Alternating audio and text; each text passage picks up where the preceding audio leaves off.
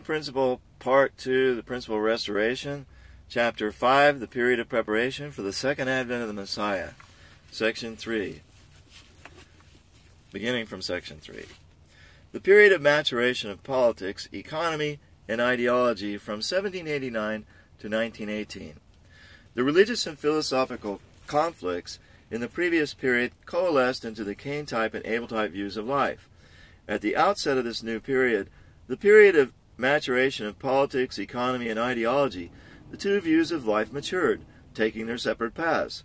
As they matured, they founded two different forms of society, with distinct social structures, a Cain-type society and an Abel-type society.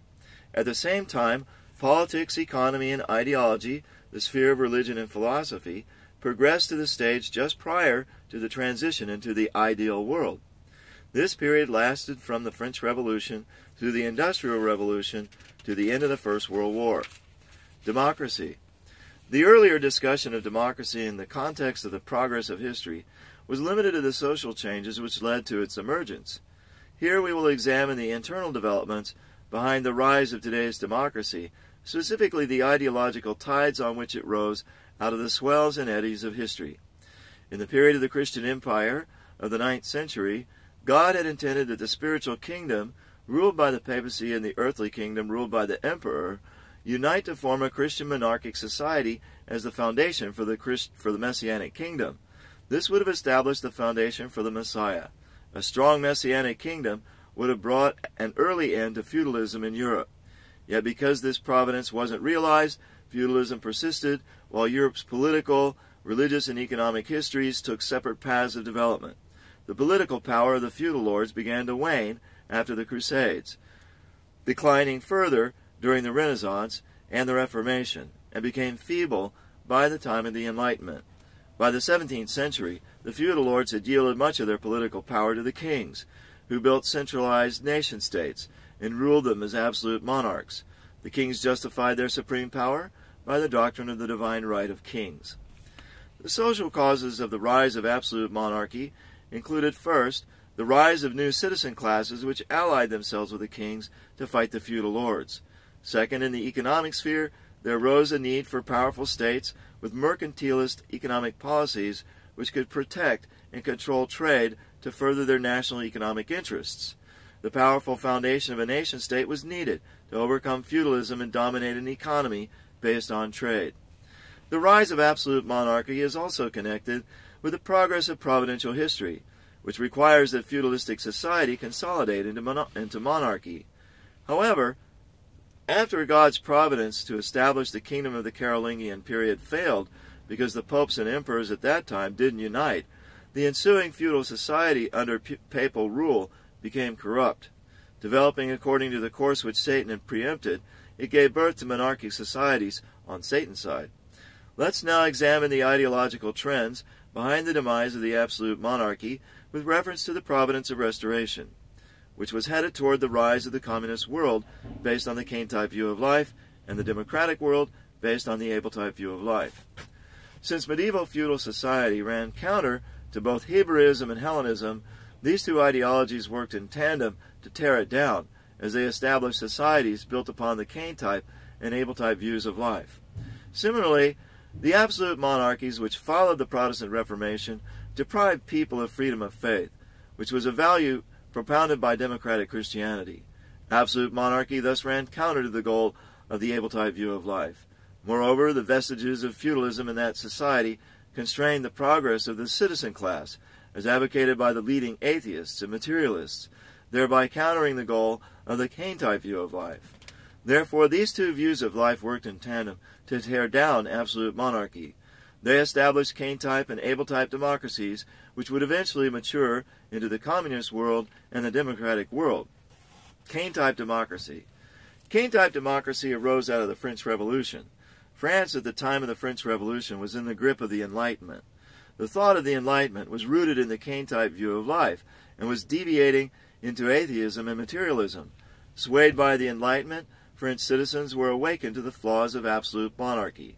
There was also a widespread desire to tear down the remnants of the feudal system, which was still entrenched in the society.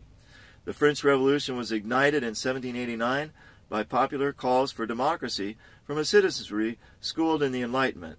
They sought to overthrow the power of the ruling class, eradicate the remnants of feudalism, and establish freedom and equality for ordinary citizens, the Third Estate. The French Revolution established democracy with its proclamation of the Declaration of the Rights of Man. Nonetheless, the democracy born out of the French Revolution was a Kane-type democracy. Although it destroyed absolutism, it sought to firmly secure the Kane-type view of life. The leading thinkers behind the French Revolution were Enlightenment figures such as Denis Diderot and Jean Le Rond d'Alembert, who adhered to atheism or materialism. Furthermore, despite its ideals of individual freedom and equality, the actual course of French democracy in the years of the Revolution and afterward tended toward totalitarianism. In this way, those espousing the Kane-type view of life championed the Enlightenment and gave rise to the French Revolution, thus establishing Kane-type democracy. It completely blocked the inclination of the human spirit to seek for God. As it continued to develop with its sole focus on the external aspects of life, it would later be systematized into Marxism in Germany and Leninism in Russia, eventually forming the communist world. Able-type democracy. From their very origins, the democracies which emerged in England and in the United States were different from the democracy born out of the French Revolution. The latter was a Kane-type democracy founded by atheists and materialists who were raised in the Kane-type view of life as they attempted to dismantle absolutism and feudalism. The English and American democracies, on the other hand, were founded by sincere Christians, the fruits of the able-type view of life, and were born out of the victorious fight with absolutism to win religious freedom. Hence, these are able-type democracies. Let's examine how able-type democracy was established in England and the United States. In England, James I strengthened absolute monarchy and the state church while persecuting Puritans and other dissenting Christians, many of whom fled to other European nations or to the American continent in search of religious freedom. His son, Charles I, was met with rebellion by the Presbyterians of Scotland, who rallied around the National Covenant in 1640. The Puritans, who formed the core membership of the English Parliament, then launched the Puritan Revolution in 1642, which soon came under the leadership of Oliver Cromwell. Later, after Charles II restored absolute monarchy and strengthened the Anglican Church against all other Christians, and his brother James II declared himself a Catholic, Protestant leaders invited William of Orange, his son-in-law, who was at the time stadtholder of the Netherlands, to intervene, and in 1688 William landed in England with his troops to defend religious freedom and civil rights. Upon his enthronement, William approved the Declaration of Rights offered to him by the Parliament, which recognized the Parliament's independent rights. This became foundational for English constitutional monarchy. Since the Revolution of 1688 was accomplished without bloodshed, it came to be known as the Glorious Revolution.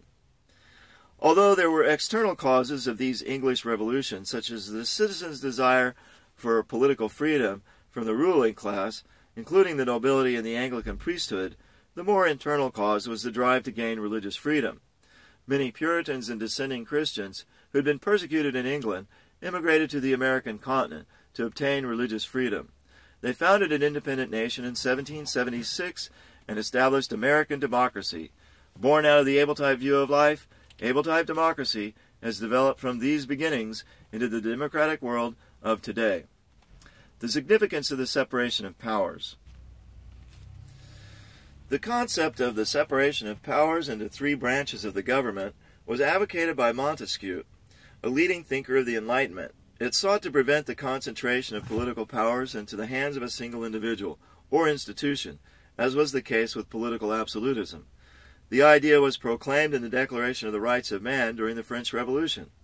From the beginning, the separation of powers was to be characteristic of the political structure of the ideal society which God had been working to realize. Yet here again, as we observed through the course of the providence, Satan was defectively mimicking an aspect of the principle ahead of its realization by God.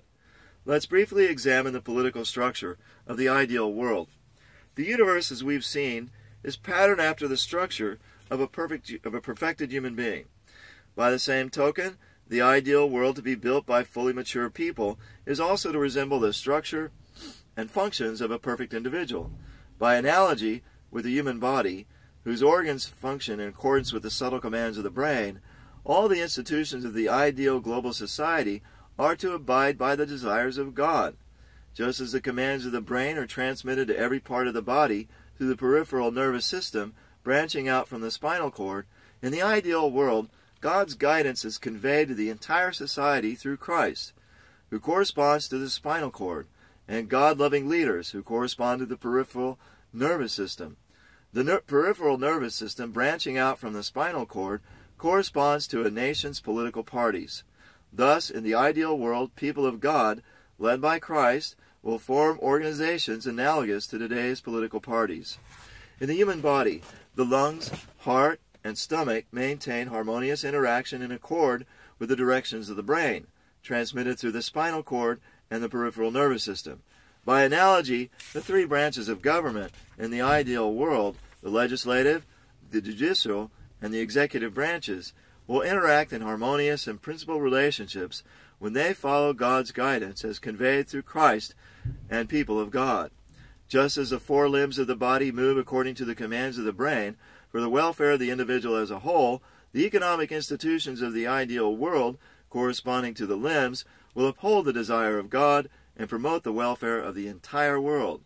Just as the liver stores nourishment for the entire body, in the ideal world, there will always be a certain reserve to be tapped and needed for the public good. Since every part of the human body has a vertical relationship with the brain, horizontal relationships are naturally established between the different organs to form an integrated organism. Likewise, in the ideal world, because people's horizontal relationships with each other are rooted in their vertical relationship with God, they will form one integrated, interdependent society in which they share all their joys and sorrows. In this society, to hurt someone else will be experienced as hurting one's own self. Hence, its citizens simply will not want to commit crime.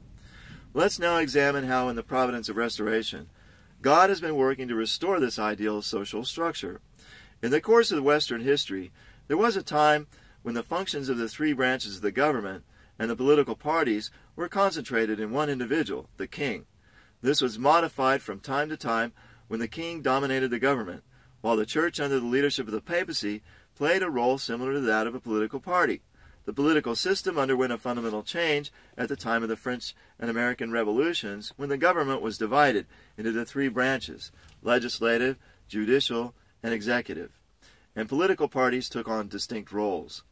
With the establishment of constitutional democracy, the framework for the ideal political system was set up.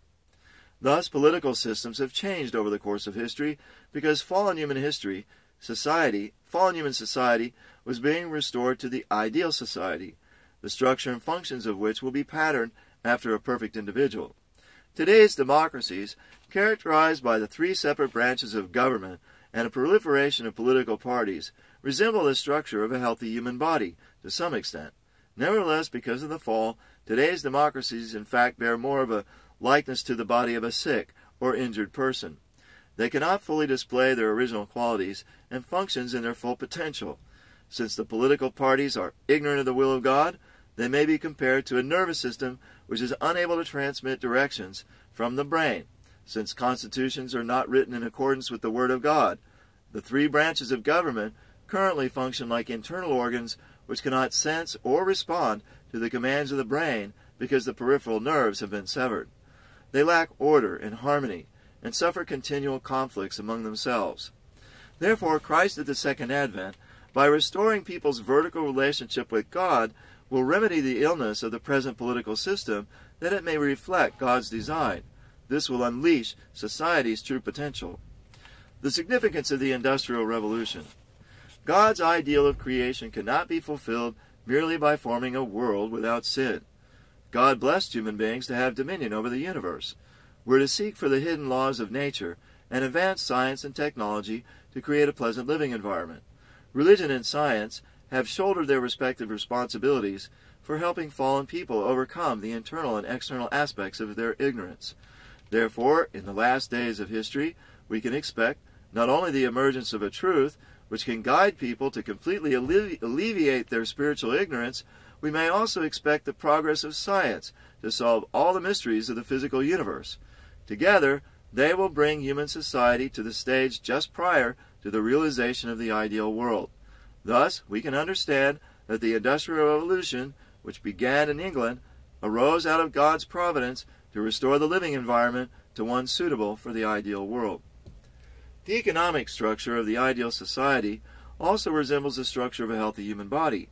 Production, distribution, and consumption should have an organic, interdependent relationship, such as that which exists between the digestive, circulatory, and metabolic systems.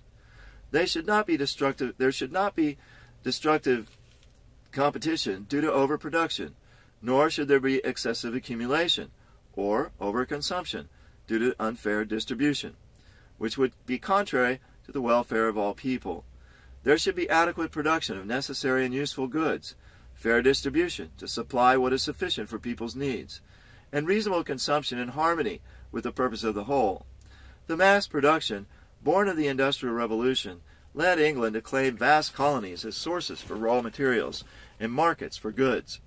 In so doing, the Industrial Revolution opened up a vast territory for the propagation of the gospel. Accordingly, it contributed to both internal and external aspects of the providence of restoration. The rise of the great powers. We have seen how after the Renaissance, the unitary worldview of medieval Europe was divided into Cain-type and Abel-type views of life. These gave rise to two types of political revolutions and founded two types of democracies, both of which were greatly strengthened as a result of the Industrial Revolution. The two types of democracies were on the course to form the democratic and communist worlds. Following the Industrial Revolution, spurred by the rapid progress of science, industrialization created economies characterized by overproduction. The great powers of Europe, which felt an urgent need to pioneer new lands as markets for their products and as sources of raw materials for their factories, grew strong as they competed with each other in the scramble for colonies. Thus, two factors, the two trends in ideology and the course of economic development following the progress of science, caused the later political division of the world into two blocks, the democratic world and the communist world. Religious reforms and political and industrial revolutions since the Renaissance. The Cain-type movement, which began with the revival of Hellenism, overthrew the medieval world and gave birth to the humanism of the Renaissance. As this movement developed further, moving in Satan's direction, it gave birth to the Enlightenment, which may be regarded as the second Renaissance in the current of ideology. Enlightenment thought further matured into the satanic direction, giving birth to historical materialism, which is the core of communist ideology. This may be regarded as the third Renaissance. Since the satanic side mimics in advance the providence of God, we may expect that God's providence calls for 3 stages of revolution to take place in each of the 3 spheres of religion, politics, and economy.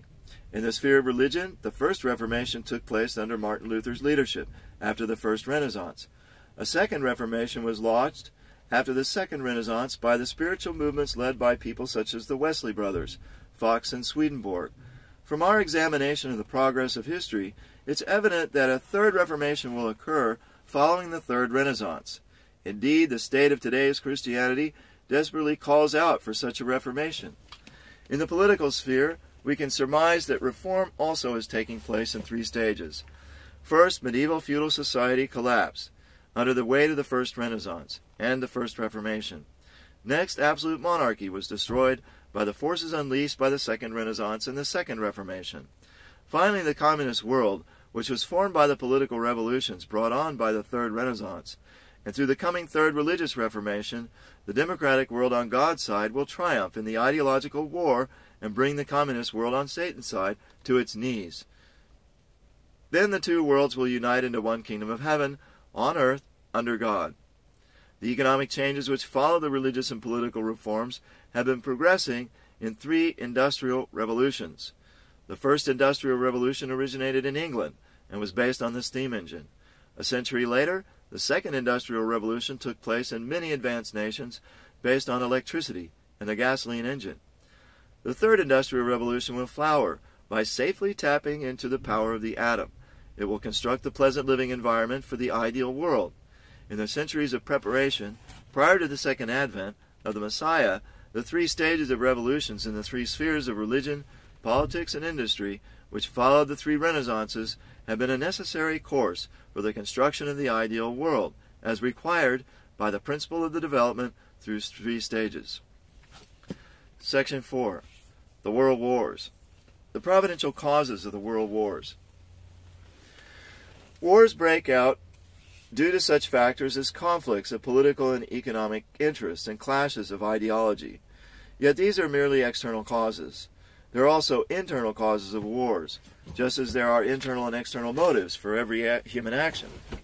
Human actions are decided by the free will of the individual, who is trying both to respond externally to the situation with which he is confronted and to follow his internal tendency toward the will of God and the advancement of his providence of restoration. Therefore, the good or evil of a human action should not be judged only by external motives. The same can be said of the world wars, which have resulted from the worldwide collision between the actions of numerous individuals arising from their free will.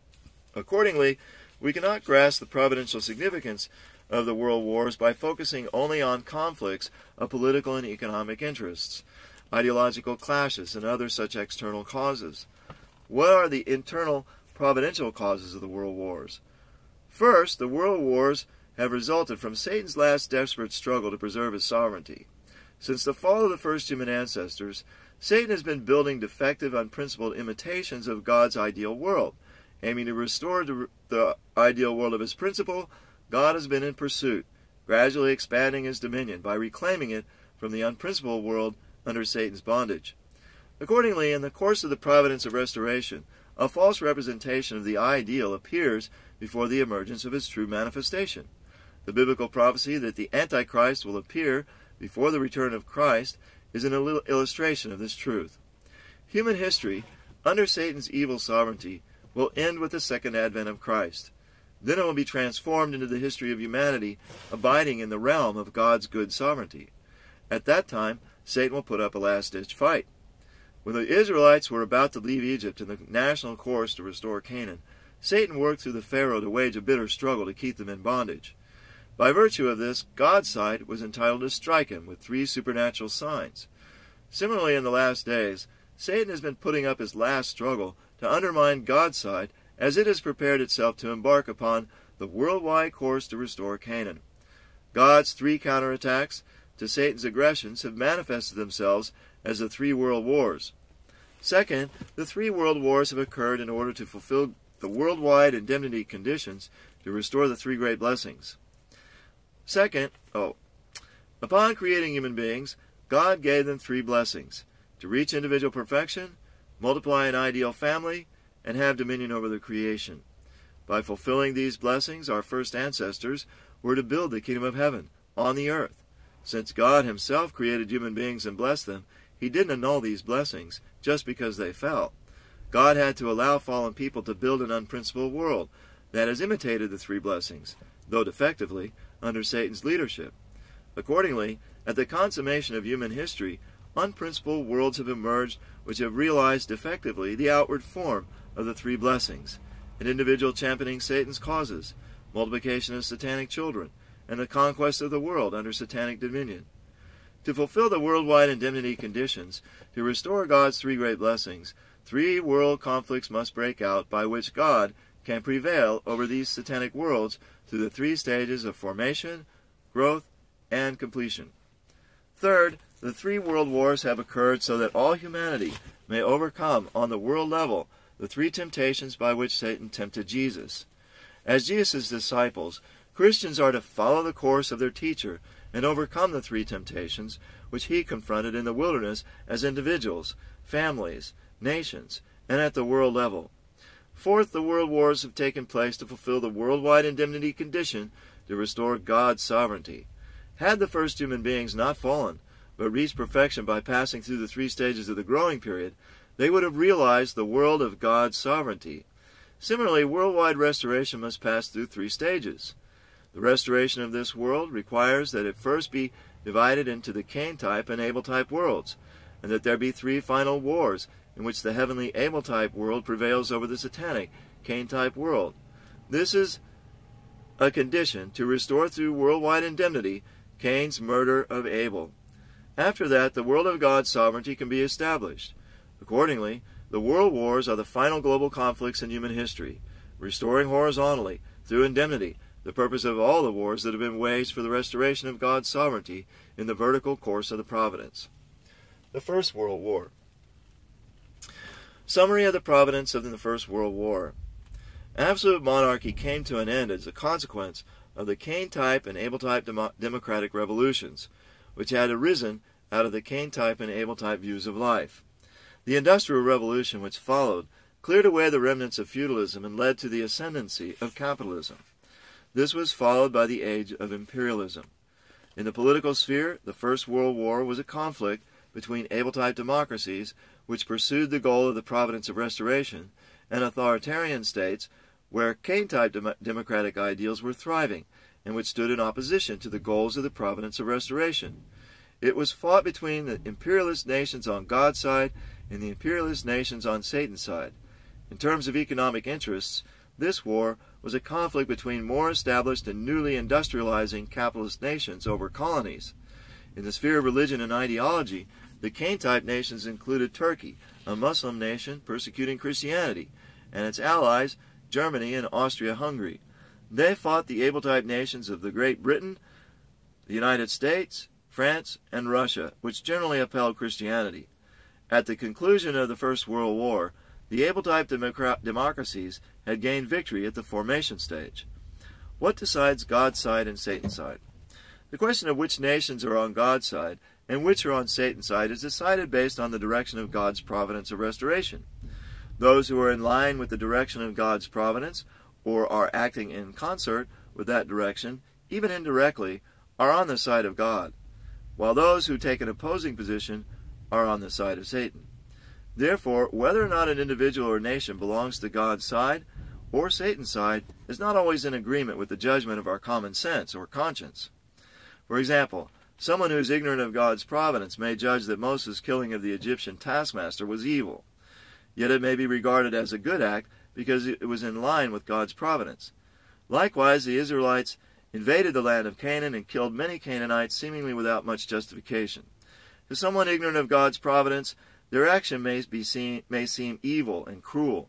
Nevertheless, it was just in the sight of God, even if there were more good-hearted people among the Canaanites than among the Israelites. At that time, the Canaanites collectively belonged to Satan's side, while the Israelites collectively belonged to God's side. Let's further investigate this concept in the sphere of religion. Since the goal of every religion is goodness, every one of them belongs to God's side. However, when a religion obstructs the path of another religion which stands closer to the center of God's providence, it will find itself standing on Satan's side. A religion is given a mission for its age, but if, after its time of responsibility is past, it becomes an obstacle to an emerging religion which comes with a new mission for the next age, then it stands on the side of Satan. Before the coming of Jesus, Judaism and its believers stood on God's side. However, when they persecuted Jesus, who came with a new mission, which among other things would have fulfilled the purpose of Judaism, they moved to the side of Satan, irrespectively of how faithfully they have served God in the past. In the modern world, systems which espouse the Abel-type view of life belong to God's side, while those who espouse the Cain-type view of life stand on Satan's side. For example, no matter how ethical or sacrificial a materialist thought rooted in the Cain-type view of history may appear from a humanistic perspective, it still belongs to Satan's side. For this reason, the communist world can be judged to be the satanic world. On the other hand, since the democratic world, which grants religious freedom, is based on the Abel-type view of life, it may be judged to be on God's side. Christianity was established as a central religion with the ultimate mission to fulfill the goals of all religions. Hence, any nation which persecutes Christianity or obstructs its progress, either directly or indirectly, stands on Satan's side. In the First World War, the Allied powers, led by Great Britain, the United States, France, and Russia, were Christian nations. Moreover, they had been fighting to liberate the Christians under persecution in Turkey. Thus they stood on God's side. On the other hand, Germany and Austria-Hungary, the leading Central Powers, supported Turkey, a Muslim nation, which persecuted Christianity, and therefore, together with Turkey, they stood on Satan's side. The providential causes behind the First World War. What were the providential internal causes of the First World War? The First World War had to take place, first, to fulfill the worldwide indemnity condition to restore God's three great blessings at the formation stage. Satan has been constructing, in advance, a defective imitation of God's ideal world, which was to have been established by Adam. Hence there should appear at the end of history an unprincipled world which has realized a distorted outward form of the three blessings at the formation stage, led by an antitype of Adam on Satan's side. God's side should then prevail over this unprincipled world to fulfill the indemnity condition. In fact, Kaiser Wilhelm II of Germany, who launched the First World War, was this antitype of Adam on Satan's side. He was in the formation stage likeness of one who has attained individual perfection. He displayed the form of having fulfilled the blessing of multiplying children by advocating pan-Germanism, and displayed a form of dominion over the creation by implementing his policy of world hegemony. In this manner the Kaiser realized an unprincipled world, completing a satanic imitation of the three great blessings on the formation stage. The First World War was to fulfill the worldwide formation stage indemnity condition to restore in the future the world where the three great blessings will actually be completed, centering on God. Second, the First World War took place in order to have people on God's side, collectively, overcome Jesus' first temptation on the world level. In light of the meaning of Jesus' three temptations, we can recognize that God's side had to prevail in the First World War to fulfill the indemnity condition to restore God's first blessing worldwide. By prevailing in his first temptation in the wilderness, Jesus recovered himself, symbolized by the rock, and laid the foundation to restore the perfection of individual character. Likewise, by prevailing in the First World War, God's side not only was to defeat Satan's world and its center, it also was to build God's world and lay the foundation for its own center, Christ at the second coming. This was to be the basis upon which the returning Christ could be born and perfect his individual character. Third, the First World War took place in order to lay the formation stage for the restoration of God's sovereignty. Democracy arose to bring an end to authoritarian monarchic regimes, and as the final political system with the mission to restore God's sovereignty. In the First World War, God's side was responsible to be victorious and expand its political territory to Christianize the world. By thus establishing a vast and firm political and economic foundation, it would secure the formation stage foundation for the democratic world, and at the same time the formation stage foundation to restore God's sovereignty. The providential results of the First World War. The victory of the Allied powers in the First World War fulfilled the formation stage indemnity condition to restore God's three great blessings worldwide. By overcoming Jesus' first temptation on the worldwide level, they fulfilled the indemnity condition to restore God's first blessing worldwide. The victory of democracy also established the formation stage foundation for the restoration of God's sovereignty. With the defeat of the satanic world and its ruler, the Kaiser, the world on God's side won the formation stage victory. It laid the foundation for the birth of the returning Christ, who is destined to be the Lord of God's world. Contemporaneous with this, communism was established in Russia. Stalin soon rose to power as the antitype of Christ at the second advent on Satan's side. Since Christ comes with the ideals of the kingdom of heaven on earth, interdependence, mutual prosperity, and universally shared values, the satanic side tries to realize these ideals in advance by building an imitation of the kingdom of heaven on earth, led by the satanic counterpart to Christ at the second advent. In conclusion, with the victory of God's side in the First World War, the foundation was laid for the second advent of the Messiah. From that time, the formation stage of the dispensation of the second advent commenced.